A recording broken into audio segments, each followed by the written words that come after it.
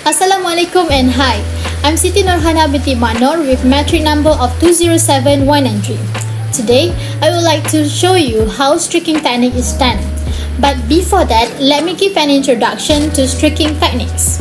The streak plate technique is the most popular method for isolating specific bacteria from a sample containing a mixture of microorganisms. And this technique is used to grow bacteria on a growth media surface so that individuals' bacteria colonies are isolated and sampled. Sample can then be taken from resulting isolated colonies and a microbiological culture can be grown on a new plate so that the organism can be identified, studied and also tested. Then, when the bacteria are streaked and isolated, the causative agent of the bacterial disease can be identified. There are many different types of methods used to streak a plate. There are two most commonly used streak patterns, a 3-sector T-streak and also 4-quadrant streak methods. For this video, I'd like to show how the streaking technique is done by using 4-quadrant streak methods. Let's go! So these are all the equipment needed. Firstly, the plate is labeled into 4 quadrants. Place the plate close to the flame to reduce chances of contamination. Then, loosen the cap of the bottle containing the inoculum here so that it will be easier to open. Hold an inoculating loop in your right hand and take it to the heat until the wire becomes white hot. After that, allow the loop to cool for 10 seconds. Uncap the bottle by grasping the cap with a little finger on the left hand and lifting the closure upward. Flame the neck of the bottle by briefly passing it through the flame 2 to 3 times rapidly. Once the loop is sterilized, put the loop into the suspension without touching the sides of the bottle. Then, remove the loop. Flame the neck of the bottle again before closing the lid to sterilize. After that, lift the lid of the plate.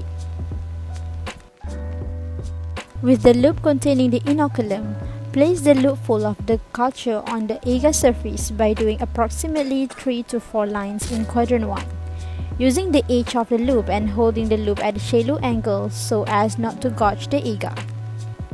After that, reflame and cool the loop.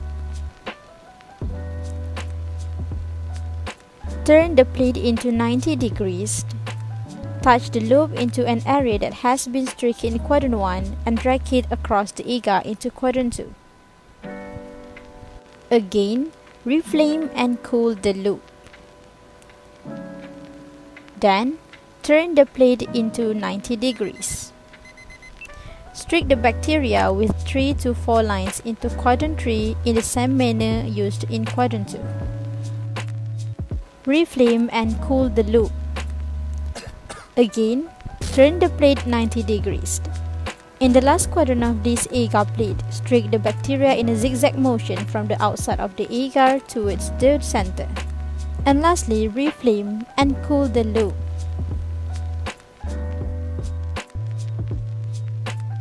Close the plate with its lid.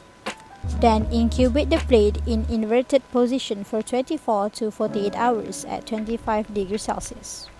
So here is the expected result. Now, let me briefly explain the principle. The streak plate method is a rapid qualitative isolation method. The techniques commonly used for isolation of discrete colonies initially require that a number of organisms in the inoculums be reduced.